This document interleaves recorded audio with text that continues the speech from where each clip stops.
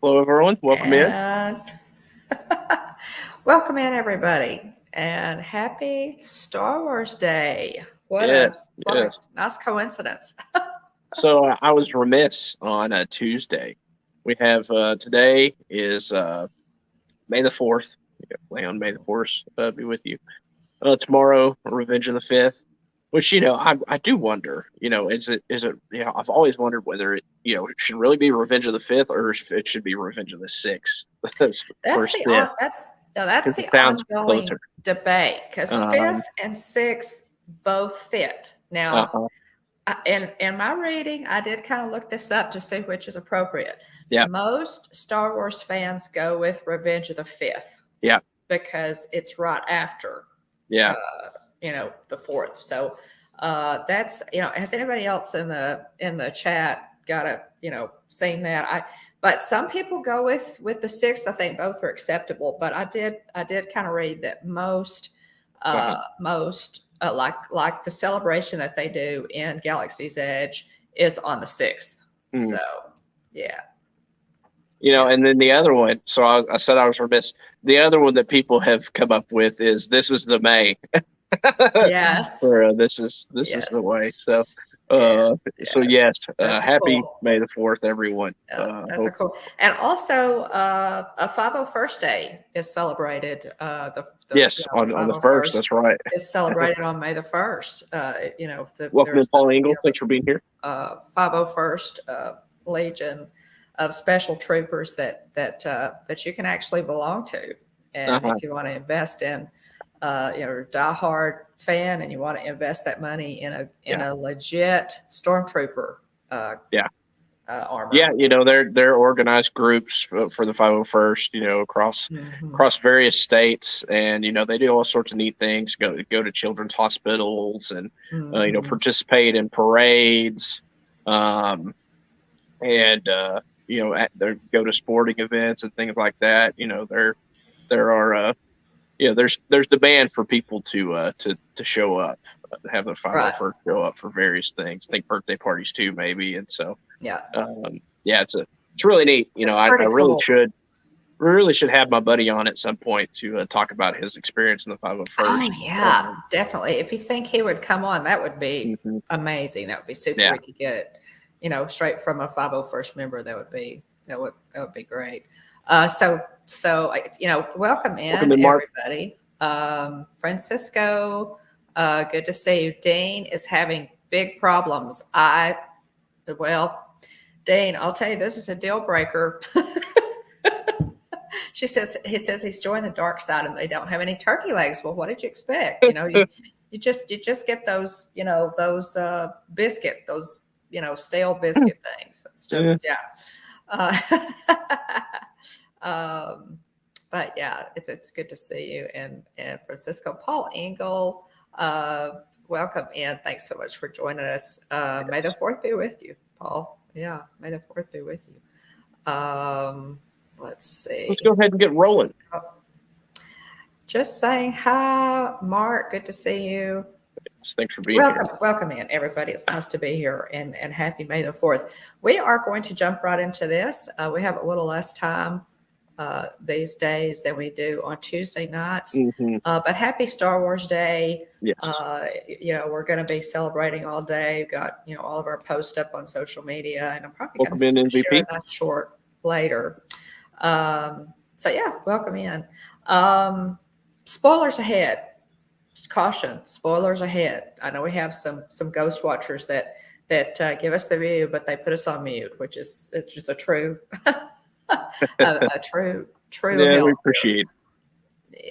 Yeah. So we have this is a good episode. It was rated higher, by rated. I look at the ratings and the IMDb and other places. People like this episode. People like all of the episodes, but some of them are rated just a little bit higher. Uh-huh. Just a quick recap of episode 4, the Foundling. The one of the points of that of the last episode was actually defined by a flashback, and one that featured a rather special cameo Mhm. after many questions about his origins, Grogu flashback to his escape from the Jedi Temple. This is something that we've been wondering about forever. And we find that he was rescued by none other than Jedi Kelleran Beck, who's played by Ahmed Best, bravely rescued him from invading troops when Order 66 was implemented. And that's the main focus of the last episode. It's an excellent episode. If you haven't seen it, go back and watch it. But it was great to see Ahmed Best. He was, of course, voiced Jar Jar Binks, and was not well received. I didn't understand all that dust up, but it's fantastic to see him return as Jedi Kelleran Beck and rescuing Grogu. Yeah. Was there the other thing too, is them saving Paz Vizsla's son from the Raptor. And a big piece of that is seeing bo-katan being accepted, and not only accepted by this Mandalorian covert, but embraced, and placed into a leadership role, and come back successful. So a big episode for bo-katan also. It absolutely was really excellent. Enjoyed it. I always enjoy it, but it was a good one, and we're seeing bo-katan's character progress.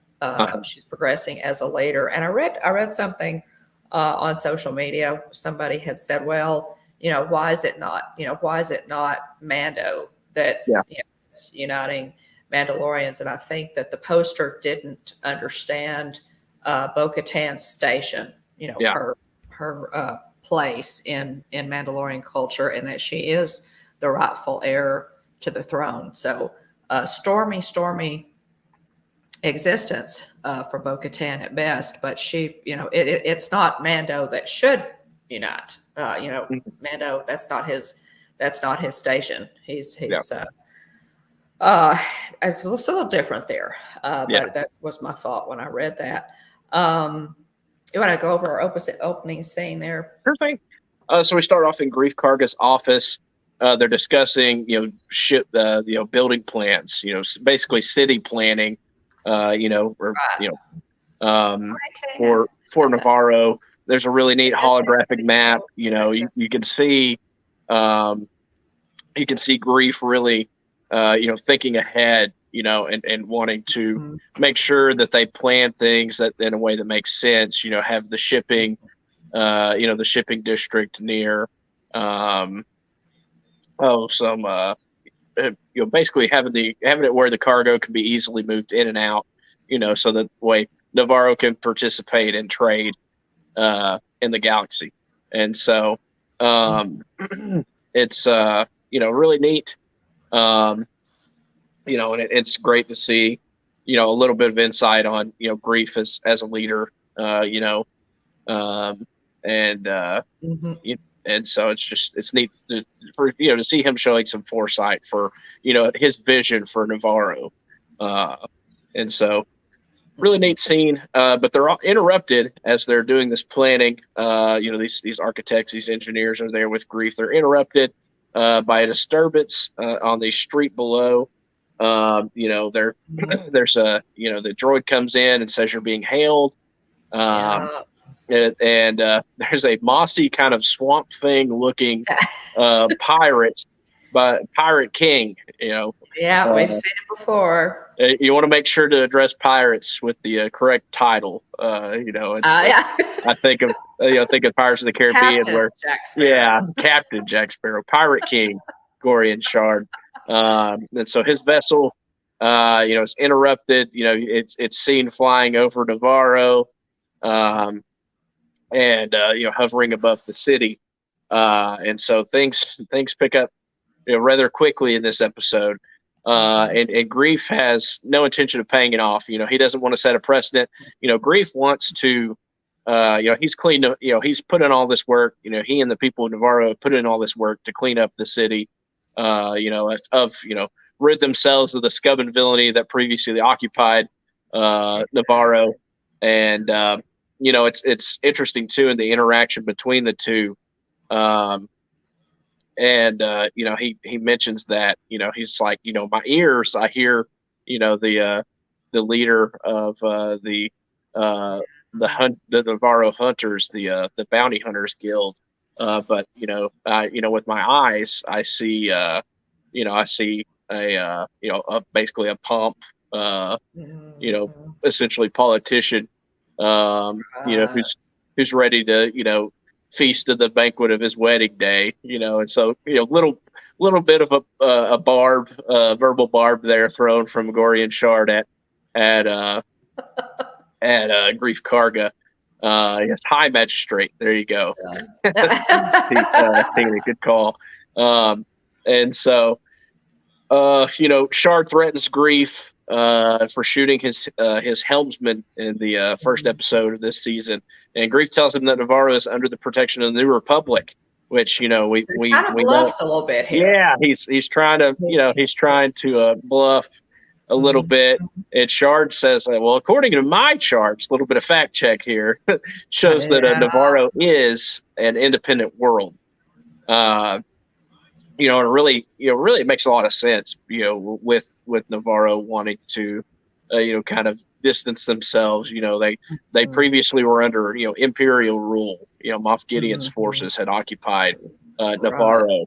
And so, it makes sense, with this New Republic emerging, and we'll see more of this later, but, the New Republic has their hands full. Because anytime there's a change in power, there are organizations that see that abhors a vacuum. Yeah. And so there's a vacuum that's created. And so, we hear later, fill it. We hear later in the episode that, the pirates, the New Republic's even having a tough time keeping the pirates, away from the mid rim, let alone the outer rim, which is where Navarro is located. And so we remember, I've thought about the very first episode, Grief tells Mando that they don't have, he tries to give him ask him to be sheriff, basically. Yeah. And, Mando asks why not request one from the New Republic? And he says, the last thing we intend is to bow down to yet another far off bureaucracy. Yep. So he is trying to keep Navarro independent, and to to lead them into prosperity. Yep. Of course, he started that with Cara Dune. Of course, obviously, we desperately need Cara here to help on Navarro. But at any rate, that's the situation at this point. Yeah, and I like the reference to Sabak here. Shard's smart enough to call Grief Karga's bluff. He says this isn't Sabak. Right. You can't bluff your way out of this one. And so Navarro, they don't have, in terms of defense, they don't have very many defenses. That they're not, they're not necessarily a war. They don't have a warrior culture like Mandalore does. And so, Navarro is essentially, undefended. It takes a few cannon blasts, from Gorian Shard's ship to undo all this work that Grief and the people of Navarro, the citizens of Navarro, have put in to to really make the place nice. Just a thought here, a truth. It takes a lot more work to build than to destroy. Yep. So. Absolutely. And so, everybody, he turns fire toward the town, and sends everybody into a panic. And Grief acts, immediately, in defense of his people. He goes on the move. Says let's go ahead and evacuate. He sends a message to Carson Teva of from previous episodes, hence my outfit today, a Ranger of the New Republic. And let's see, that's Paul. What's his? Trying to see here. Carson Teva is Checking the notes here. well, I'm trying to check the notes and I had it. Yeah, Captain Teva is played by Paul Sun-Hyung Lee. that's what I thought. So yes, so a returning character, and Grief sends this message to Carson Teva. Yeah, he is. He is a good leader, Tina.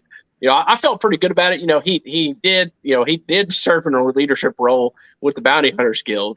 Albeit a bit more nefarious of an organization, but it's really neat to see what Navarro's turned into. Versus what we initially saw it portrayed as. Mm-hmm. There's so we cut to the cantina. And Carson Teva's there. And it's neat in this scene here. You actually see Deborah Chow, Rick Famuyiwa, and Dave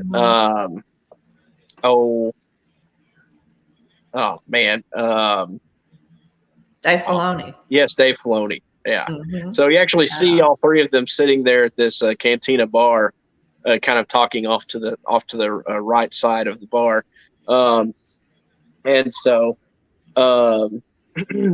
Carson gets the message. There's some really neat music that's kind of playing in the background as you cut into this scene. What is it? The Delphi base. And Grief is requesting a patrol to clear out the raiders. He's afraid that the planet will fall. And Carson Davis is afraid that the planet's going to fall and turn into a pirate base. And he's thinking about, how he's going to respond to this message, because Navarro is independent. There are other worlds that are that belong to the New Republic.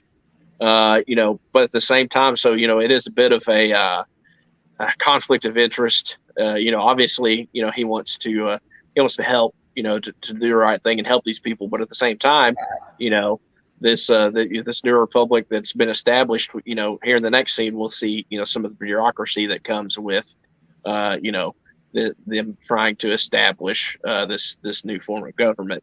And I gotta say, the music is really fun here. Notice the music in this scene. If you didn't, it's different and it's really fun. It kind of goes with that fun cantina Star Wars music that we're used to. But I love the music here, so catch that because it's really good.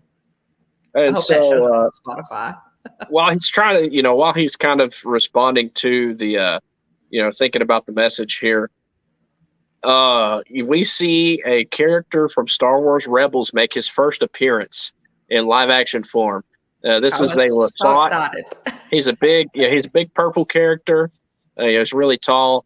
He's a Lasat by the name of Zeb Aurelius. And so he is actually based off of one of the early design concepts for Chewbacca. So his full name is Garazeb Aurelius, but he goes by Zeb. He's a male Lasat rebel who manned the starship The Ghost as part of the Phoenix Squad. Rebels. Star Wars Rebels, and so the animated series. series. Prior to joining the Spectre's rebel cell, Aurelius was a captain of the Lasat Honor Guard and was trained to fight with a bow rifle. He was one of the few Lasat to survive the devastation of his homeworld of Lasan as a result of developed a deep hatred toward the Empire. As a member of the Lothal Rebel Cell, the Phoenix Squad, which is led by the Twi'lek Hera Syndulla, which we'll see. We've already seen her in the Ahsoka trailer. And the Jedi Kanan Jarrus, who we will not see unless it's in a flashback or he's a Force ghost, one of the two. Right. Check out Tina likes Zeb. That's cool. Zeb is great. Yeah, a great character. And he's a lot of fun in Rebels. But as a member, let's see here, he took part in numerous raids and missions against the Empire. While he's a little bit temperamental and volatile, Zeb is also compassionate and has a strong moral compass, and so yeah. He you know reminds me. He reminds me a little bit of Wrecker from Clone Tree. From '99. Yeah, Bad Batch. Hey, welcome in, Sherry. Awesome Sunset Travels. Thanks for being here. Yeah. So he mentions, Carson Teva basically says, I guess I'll reach out to Coruscant, see, see if whether or not we can pursue this, and he essentially says they haven't responded in weeks. And so. Carson Teva says, all right, well, they can't ignore me if I go there in person. So he, Zeb says, I like your style. And so heads off and goes to Coruscant to get, request help from the New Republic for Navarro in person. And so I'll pass it off to you there, Mom. Right. So yeah, he so absolutely love this, this cantina scene. It's fantastic. And to see Zeb, I was totally not expecting to see Zeb. I really appreciate that they put it in there. But yeah, Carson decides to go in public, to present his, because he knows Carson Teva is suspicious, y'all.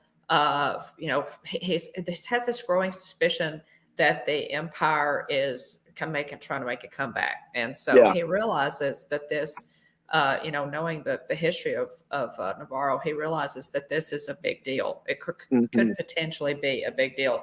So he goes to Coruscant and heads to New Republic headquarters, goes to the office of Colonel Tuttle, who is played by Tim Meadows. Always love Tim Meadows is a familiar face. I always love to see Tim Meadows in any role, and he's excellent in this as usual. But his character Tuttle is like covered up, obviously very busy. He's telling his secretary, "No more. Don't put anything else on my desk." Carson Teva walks in and tells him that Navarro is under attack, and he hands him the hollow puck, and Tuttle listens to just a little bit of it and kind of shuts it down in the middle and says, "Okay, I get it." But he's never heard of Navarro. Yeah. And so as Teva is trying to kind of explain what the deal is, that it's on the outer rim, familiar face walks in. Elia Kane walks in. She enters the office. She saw Carson Teva go into Tuttle's office, and she's got something going on. We know that she's she's suspicious. Anyway, so she walks into the office, with the under some pretense, and Tuttle can I go get you something? A typical, She makes an excuse. Yeah, brown nosing, just she's just. She comes up with just granted she plays as a spy, she plays her role extremely well. She really does. She's very good. Yeah. Let's see who plays Elia Kane. She is played by Katie O'Brien. Yeah, she was an former Imperial communications officer, and she's now in the New Republic's amnesty program. Yeah. And Carson Teva kind of looks at her sideways, and he notices that new amnesty, pin on her lapel, and he's immediately, suspicious of her. Yeah. And so, but Tuttle asked her, he said, do you know anything about Navarro? And she says, oh, yes. Now remember that she was on Moff Gideon's ship, so she knows a lot about Navarro. Oh, yeah. And what happened? And she says, yes. Yes, as a matter of fact, I do. They have yet to sign the charter. They're not a member planet. So she's leading Tuttle, of course, in the direction of, we can't help because they're not, they haven't signed on to be member planets in the New Republic.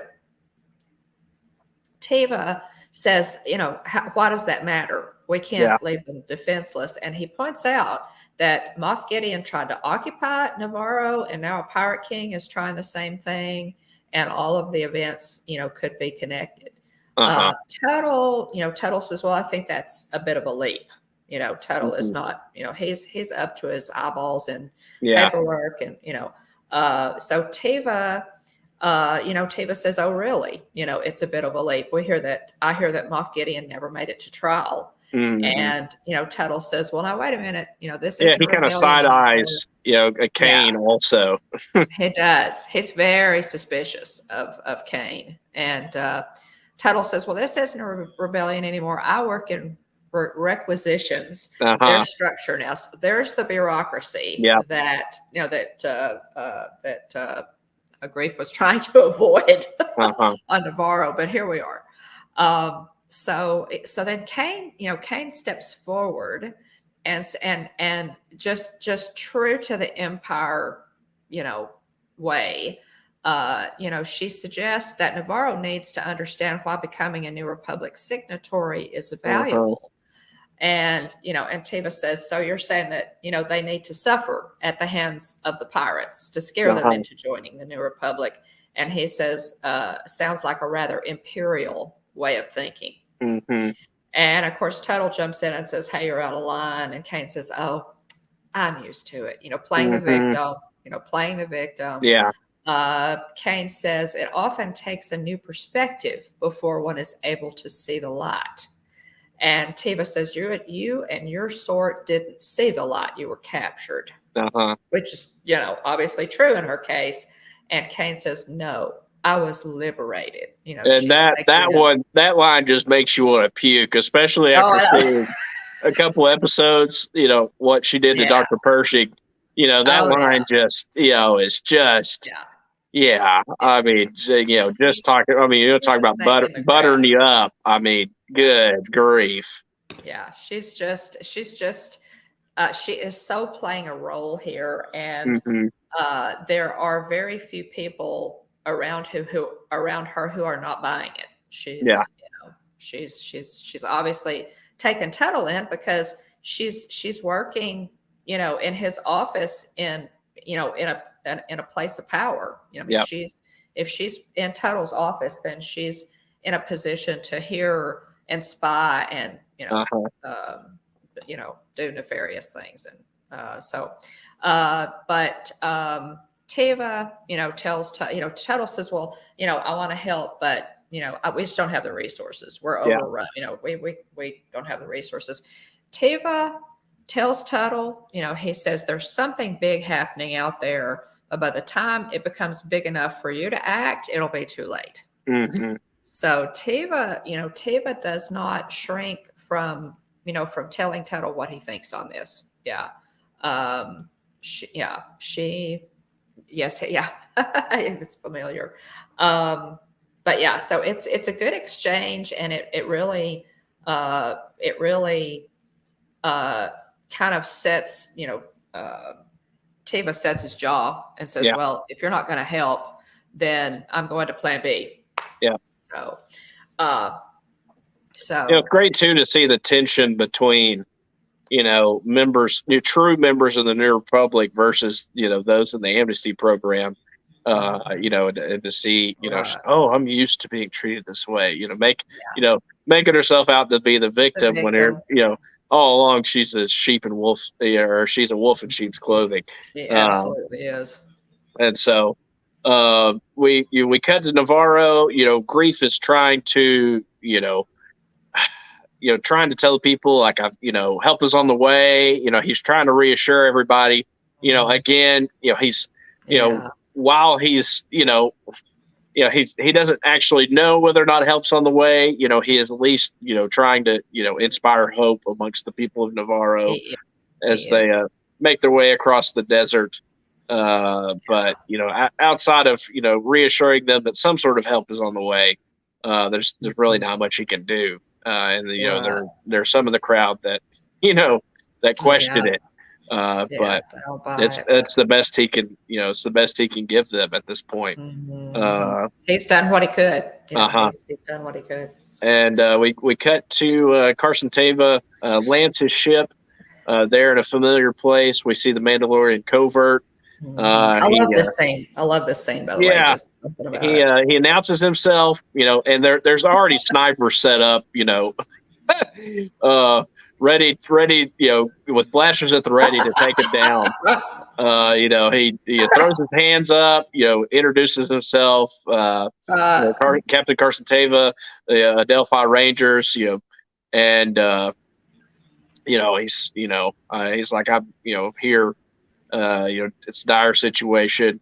And so it's interesting. He finds them, but because R5D4 is with Mando, and he mentions R5D4 says that he served alongside him in the war, and thanks him. Yeah. Uh-huh. Yeah. So R5, you think, okay, R5.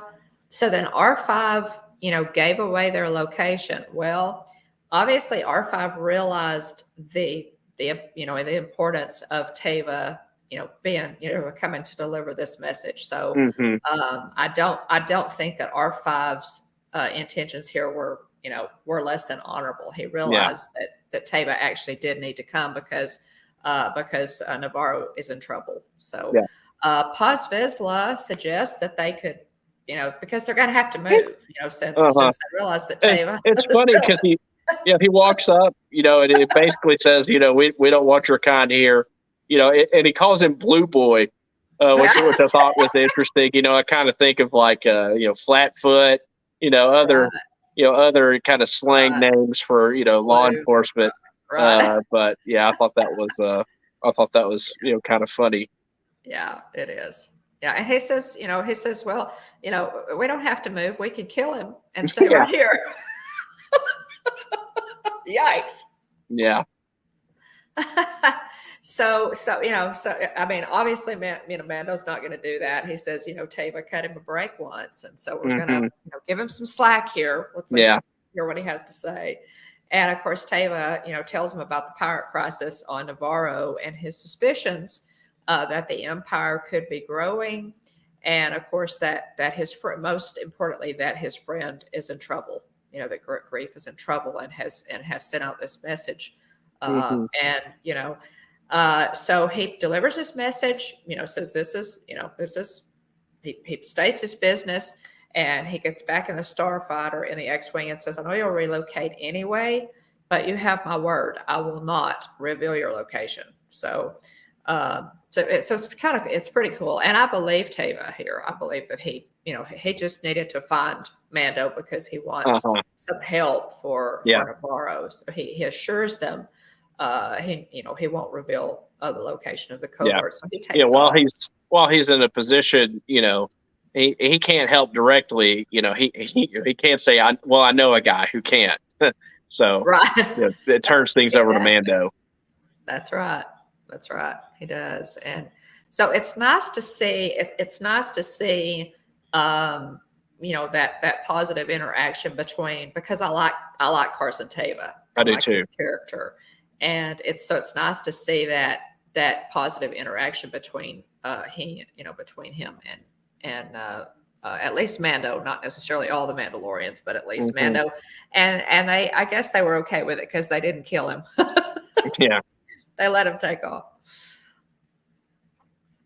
So Mando and Bo, kind of talk a little bit, and then Bo calls a meeting of all the Mandalorians, and it's like the whole covert is there, and so it's important. And Mando, holding the armorer's hammer, which is, I guess, kind of that symbolizes that he has the floor. Yeah. I thought that was makes neat. the case. Yeah, I did too. It's kind of a little, another little piece of Mandalorian culture there.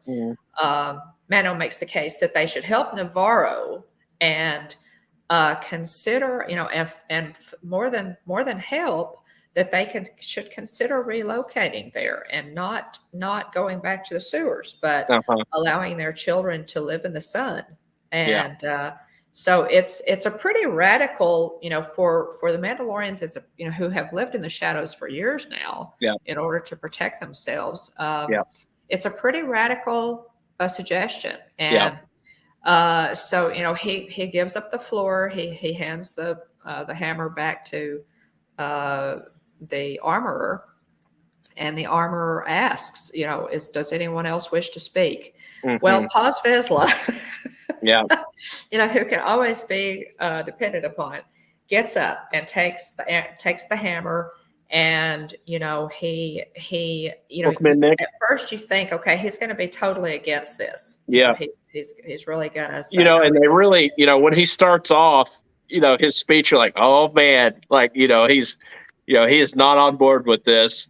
But then there's a great swerve, as he's talking about it. Oh, hey Nick, good to see you. Orange boy would have gone too far. Yeah.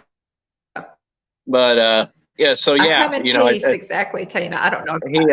He starts off his his speech, and you think that, like, okay, like, man, he's trying to convince people the other way, but then there's a swerve, and he says they should fight because we are Mandalorians. And Mando and bo-katan saved his son, and he said, I for one will fight by their side for a brighter future. This is the way, and so it's really neat to see him side with he saw Bo and Mando both. Mando was an apostate. He was scum to Paz Vizsla. Right. Not very much before this, because he had removed his helmet and violated the creed, but, same thing. Bo-Katan was an outsider. She was a night owl, she was, not one of them. And, to see how both of them have gained his respect, is really neat. And, for him to say, to pitch in with Mando and Bo is really, really neat. Yeah, it's a 180 for him. Yeah, it really is. And both of them have earned his respect, which is probably given what we know, that's not an easy thing to do. So, this speech is really heartening. He says let's see. Let me get over here to my notes. He says we should fight because we are Mandalorians. And he points out the fact that, Mando and Bo saved his son when, and didn't give up on his son when the rest of us did. Yeah. Which is, wow. And he says, I, for one, will fight by their side for a brighter future. And then he says, this is the way, and the rest of them say this is the way, as does the armorer is on board too. They're all on board with this, and they see the wisdom in what Mando is saying. Mando is a good leader in his own right. He and bo-katan obviously is still coming into her own as a leader, but Mando has had to rally troops many times before, and convince people to go from one way of thinking to another. And so this is not his first rodeo at persuasion. And he does a good job. He makes his case, and Paz Vizsla, who is probably the most ardent skeptic in the bunch, says, let's do it. Let's do it. Yeah, bo-katan lays out the plans. The ship is a Comric class fighter transport. She's going to drop them in and take them by surprise. Shard's ship is a Cumulus class Corsair with a complement of snub fighters. Bo she's said, filling them in on all this information. She's telling so that they know what to expect. Yeah. Bo says, tells them, she says, you lived there once hiding in the sewers, but now you can be heroes, which is really neat. Pretty cool. Yeah. So we cut back to Navarro. We see the pirates are abusing the citizens, are, drunk, disorderly, vandalizing, as typical pirate behavior. In the ship above, Shard hears an alarm go off, and his second, command tells him that there's a ship approaching. it just says it's the Mandalorian. So they launch the stub fighters. Pirate Vane goes after Mando. Grief greets Mando on the comm and tells him to be careful. They've got you outnumbered 10-1. Mando says, "I like those odds." Yeah. The same vein as never tell me the odds. That's right. With Mando distracting Shard's fighters, the Mandalorians drop into the city and engage the pirates, and Bo begins her run on Shard's ship. The fight is on. They're fighting on multiple fronts. The Anzellans are cheering, which is super funny. Love the Anzellans. I love that they've kind of featured them, and they've been the comedy relief. I love the Anzellans. It's fun. Yeah, green tinsel pirate, green mossy pirate. Yeah, moss green thing, swamp mossy pirate thing. Oh my god! Yeah, Gorian Shard is wouldn't win any beauty contests, I don't think. But yeah, it's a fantastic to watch this scene, and I want to go back and watch it again. I've watched it a couple of times, but I want to go back and watch this fight scene again. This is something that Filoni and Favreau do very well, and they realize do. I think that the aerial fight scenes are important. They're they like to get those right, make them believable, and they do a really good job of it. So this, we can see the armorer in action too. Go say that again. Yeah, well, the fight scenes in the air and on the ground are fantastic. Oh yeah, that's good. We can see the armorer in action. The scene that she's not only adept at making weapons, but also knows how to use them. We saw her take down those. Think back to season 1. Where seemingly she had given herself up there next to the forge, and she wipes out those stormtroopers with her tool. Yeah. So it's always awesome to see her go to work. It is.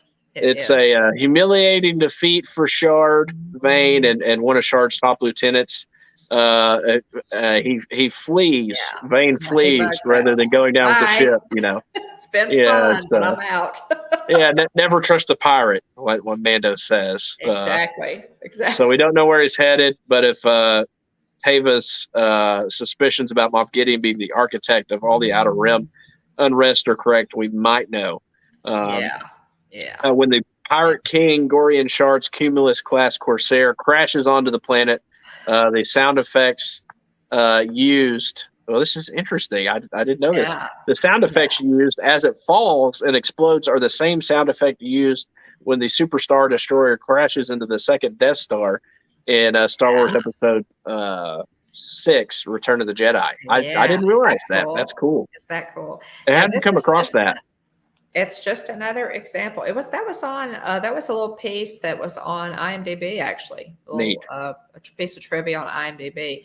Very cool. Guys, the detail that they put into this thing is the use of props that have appeared repeatedly in Star Wars. The use of sounds that are familiar to our ear is just, my hat again is off to all of the writers, the producers of The Mandalorian. They are so loyal to the fan base and love to put these things in there.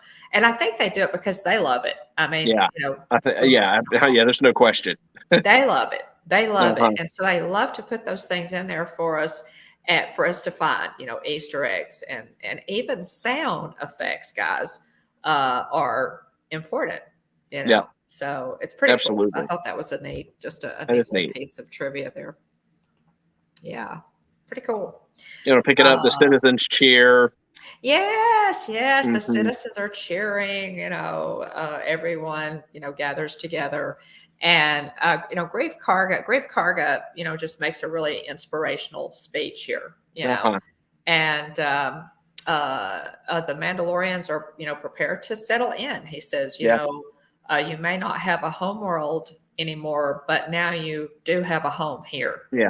Which is pretty cool. And you can tell that all of these, tough exterior Beskar shelled Mandalorians are touched by Well, yeah. what I mean, he has to absolutely. say. This specific covert has had to relocate. They were on Navarro previously, but in the sewers, Or, trying to or maintain secrecy. yeah, And so, for them to actually be able to go to a place where they are accepted, and don't have to live in fear of being eaten by giant alligator looking things, or their exactly. kids being carried off by raptors. I think it's a pretty good deal. Yeah. So it's pretty cool here. I really appreciate the leader that Grief Karga has become. Mm-hmm. I think I really I love the progression here and the development of characters. I am forevermore a fan of Carl Weathers. So anything that he does is okay by me. But yeah, so there's that that moment of group hug. Yeah. But the armor asks for a private audience with Bo-Katan, and Paz Vizsla tells Bo the armor would like to speak with you. So they actually cut to the forge that is underneath the city that they abandoned however many months ago. Mm-hmm. And years ago, the armor's this point. the armor years ago at this point. And the armorer is down there, and she says, I remember the Great Forge on Mandalore, and it once rang with the music of 1,000, of 100 hammers, and she kind of paints a picture for us of the Great Forge on Mandalore, and she says, but this, here in front of us is a simple forge, and yet they both serve the same purpose. And this one is humble, but they both serve the same purpose, and will serve it again. The point is not lost on Bo-Katan. She remembers the Great Forge as well, and and as she continues to talk, she suggests that Bo-Katan, like the Forge, can be used to keep the Mandalorian flame alive and reclaim their homeworld. So this is huge, guys. The armorer, makes a proposal.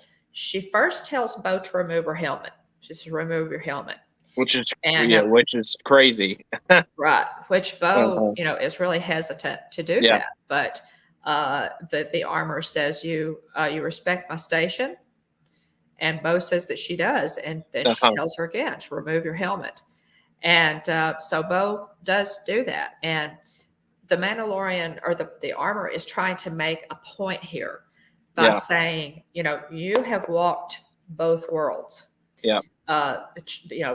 We are children of the Watch, and we subscribe. We're one sect of Mandalorians, but the people that the Mandalorians that you led formerly that do remove their helmets are another sect, and it's time to unite. And because you walk both worlds, you're the person to do it. So this is just huge.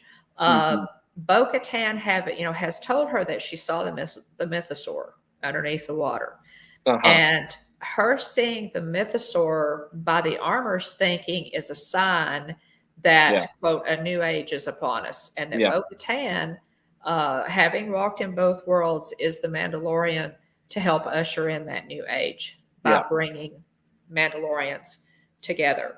So this is really a really pivotal scene here. Yes, it is. That the armor is recognizing all of these signs, and that Bo-Katan, not just by virtue of the fact that she walks both worlds, but also by virtue of the fact that she is a princess of House Kryze.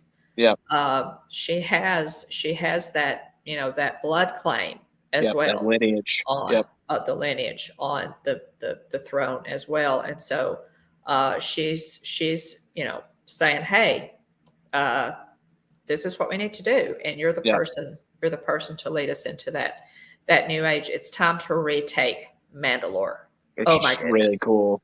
It's Yeah. really, really Yeah. cool. It's time So to one other retake. thing, we had mentioned we had missed was it's funny as as they have that scene where Grief is acknowledging the Mandalorians and and saying that they have this plot of land.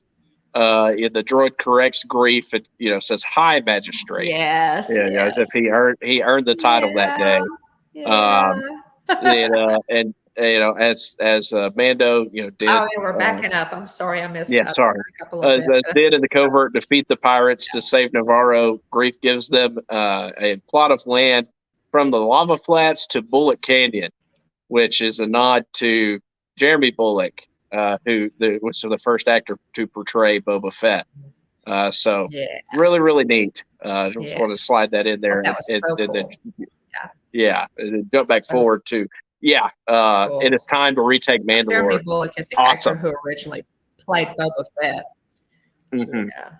Oh, have a Yeah. good time. I hope Yeah. Guardians is awesome, So Nick. I'm pretty looking cool. forward to seeing it myself. Oh, I am too. I am too. I may go see that tonight. I Yeah. might just take off and go see Guardians or do a review on that. Would be a lot of Hmm. fun.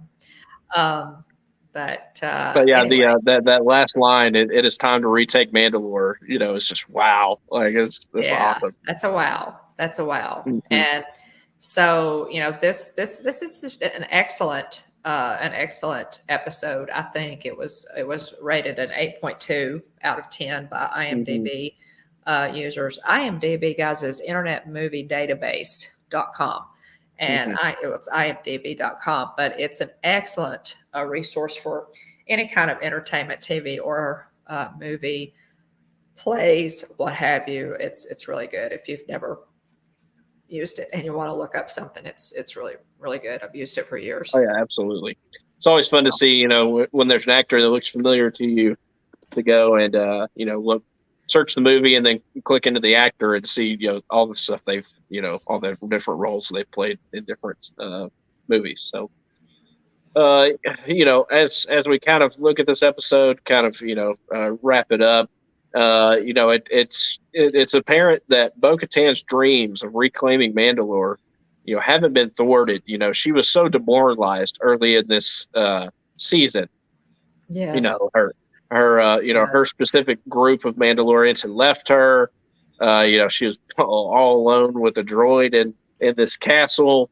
And she was just dejected, very demoralized, and Mhm.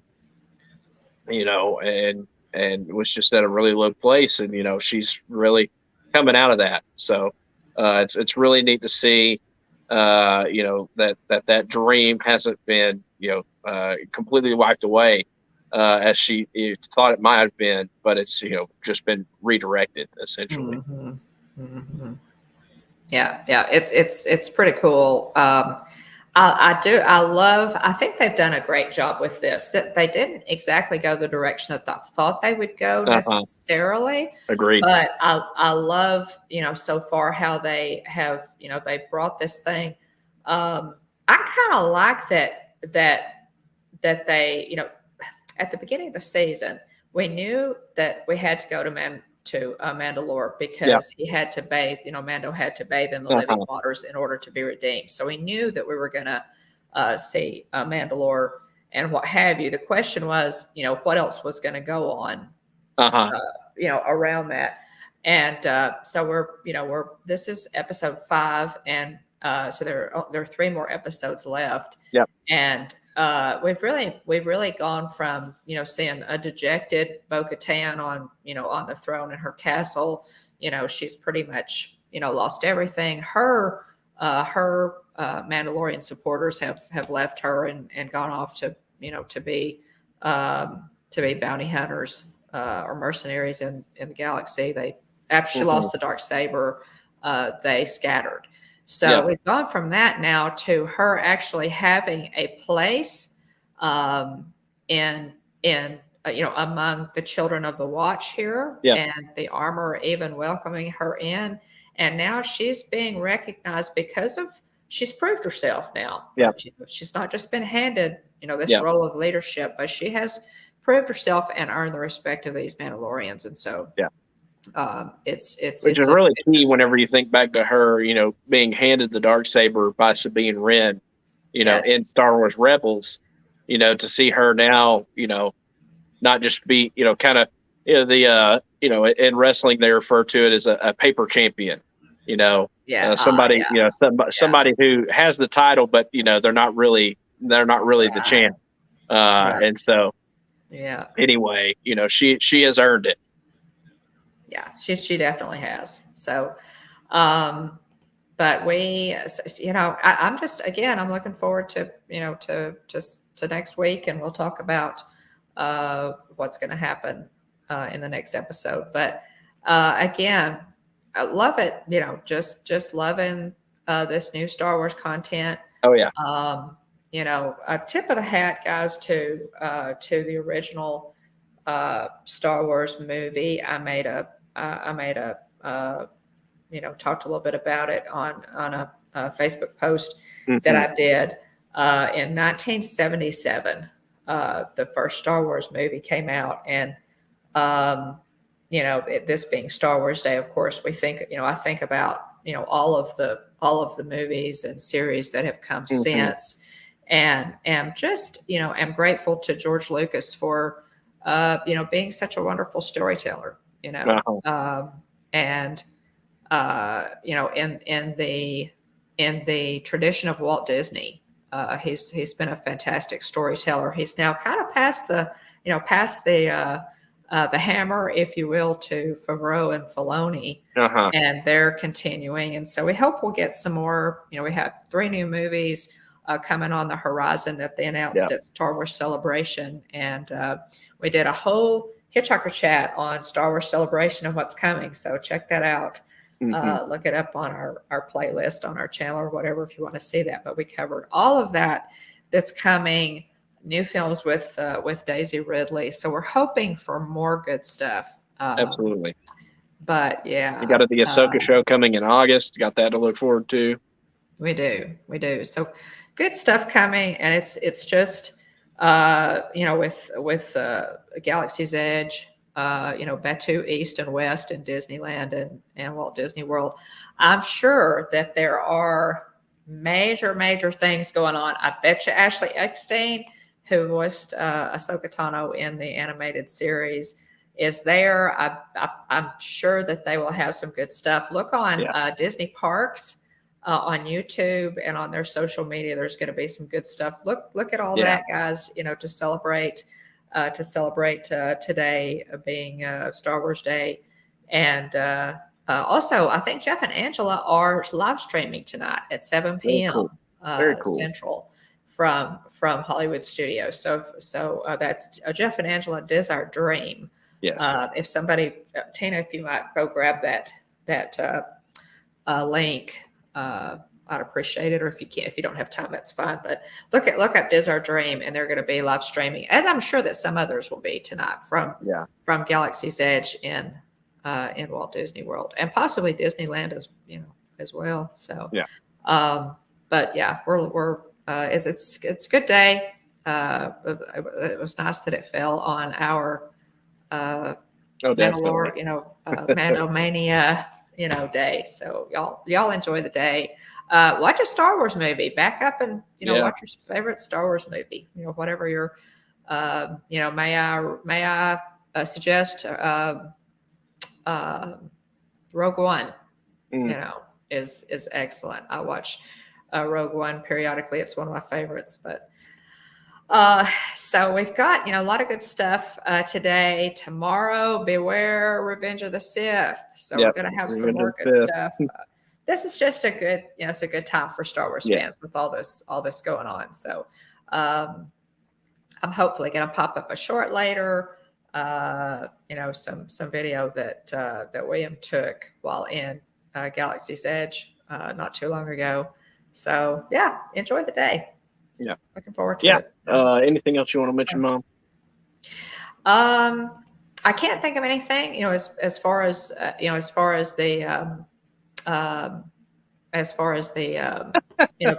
Australian travel goes. But just quickly today, also, guys, and I think we mentioned this a couple of times, but I did want mention it again. Actress Carrie Fisher, who famously played our Princess Leia in the original Star Wars and other movies. She's going to be honored today posthumously by the Hollywood Chamber of Commerce on the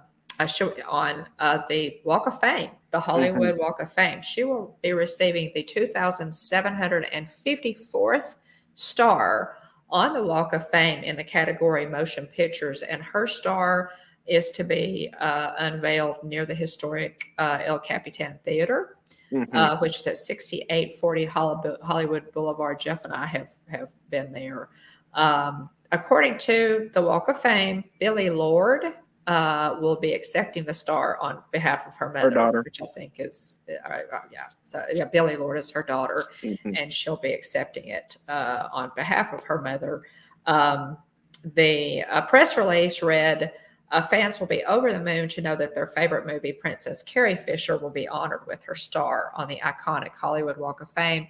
Carrie will join her Star Wars co-stars and fellow Walk of Famers Mark Hamill and Harrison Ford on this historic sidewalk, and that was stated by Anna Martinez, producer of the Hollywood Walk of Fame. I'm happy to add that her star is just a few feet away from the star of Mark Hamill, and it's across the street from the star of her legendary mother, Debbie Reynolds. So it's appropriate. I'm glad they had some space there. So that's happening today. It may already have happened. I'm not sure what time, but I'm sure there will be some. You can look and search social media and news for that. I'm sure there'll be some good, really good neat. Love that they're doing that. And that happens today, so that's very appropriate. And I applaud the Hollywood Walk of Fame for doing it today. I think that was very appropriate. Guys, be sure to check out our Hitchhiker Chat live stream from this past Tuesday night. I shared some pictures from my D23 Tron preview, the whole trip, not just Tron. Talked a little bit about our upcoming trip. We're really looking forward to it in June. Next week, we're going to review episode 6, chapter 22 of The Mandalorian. It's entitled Guns for Hire.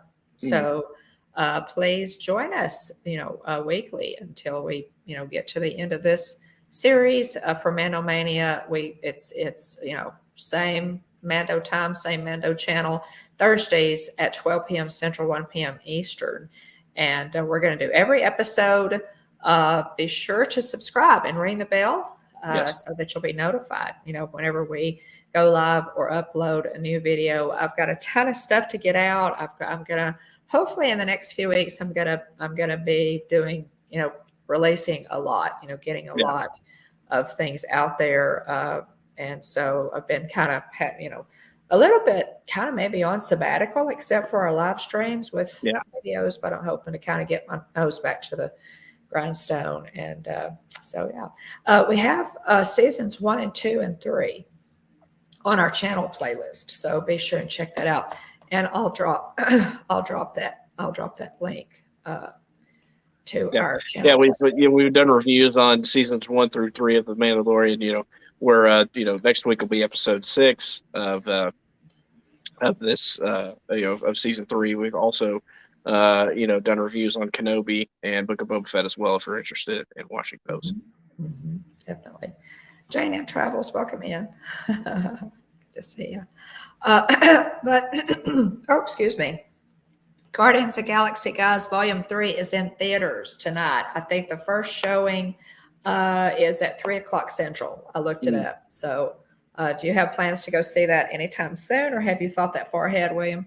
I have thought that far ahead yet, but I don't have a set time yet. Gotcha. Okay. All right. Well, I think that wraps it up. Unless I want to say thanks to Aunt Joy, Aunt Susan, Jillian, Kylie, and other family members, Francisco, Dean the Turkey Legster, Paul Angle, Wonderful World of Walter's Dad Mark, Majestic Video Productions, MVP, T. McNeil, Sherry Awesome Sunsets Travel, Movie Mania Nick, and Jane Ann Travels. Appreciate all of you dropping in on us. Those that may have been watching in Ghost Mode, we appreciate you being here as well. Anything else you want to mention, Mom? I'm sorry. I'm sorry. I just read No, Jaden that's funny. Trump's comment there. Pretty good. That was a good one, John. Uh-huh. That was a good one. John wins the chat for making the hostess laugh. But yeah, we appreciate it. Thanks so much, guys. And join us. Keep watching. We appreciate our subscribers. We've gained several subs in the last few days, and we appreciate all the new subscribers. So thank you. And yes, absolutely. May the 4th be with you. Yes, may the 4th be with you always. This is the way we have spoken. Remember at the Hitchhiking Bones YouTube channel. Remember at the Hitchhiking Bones YouTube channel, there's always room for one more. So please hurry back. Hi, everyone. Hope you have a great week. Everybody. This is the way. Still aspire. And may the 4th be with you always.